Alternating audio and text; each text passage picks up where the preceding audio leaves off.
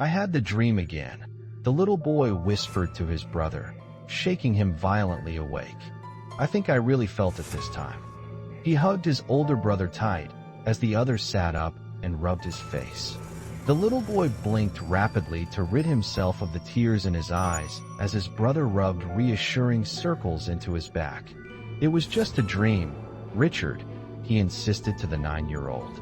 It's nothing to worry about. But it was scary, Richard protested. The lopsided man came in the room and he grabbed me by the throat until I couldn't breathe. Richard, his brother growled at the sound of the man's given moniker. I told you to stop calling him that. The boy pulled away and crawled to the end of the bed, lower lip trembling in a pout. Well, that's just what he is, he mumbled. His shoulders. They're at different heights, and that makes him look really funny. I know that, but it's still not nice to say. His brother scolded the boy with a sigh, crawling after him.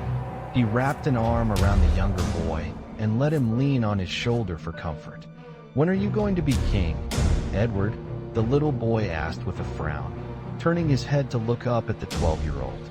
Soon, Edward said, getting to his feet. It'll be soon. He wandered over to the window, looking out over the grounds of the tower.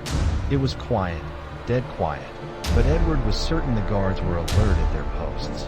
I'm sure of it. You said it'd be soon when I got here, and that was 2 months ago, Richard pointed out, his expression changing from that of disappointment to that of irritation. And before that you were here a month already. It's not up to me, Edward called back, refusing to look back at his brother. He hung his head and let out a heavy breath, fists unclenching. We're here until they coronate me. They're going to have to do it sometime. They can't keep us in here forever. What if they never do? Richard asked, sitting cross-legged. What if the lopsided dash? He's our uncle. Richard, you need to stop calling him that, no matter how he looks, Edward growled, spinning on his heel and glaring at the boy. I bet he wouldn't be very happy to hear you say that about him. I'm sorry, Richard said, looking down at his feet as a flush covered his face. Edward let out another sigh and climbed back into bed. It was just a dream, Richard. Please, let me go back to sleep and get some rest yourself. We'll ask about coronation tomorrow. Richard's eyes lit up in the moonlight. Really?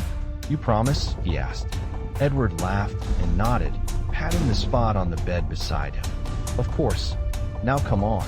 Richard worked himself back under the covers, and the brothers fell back asleep. In August of 1483, Edward V and his brother Richard never returned from the Tower of London. Edward V's coronation did not occur, despite the fact that his placement in the tower assumed to be for that purpose.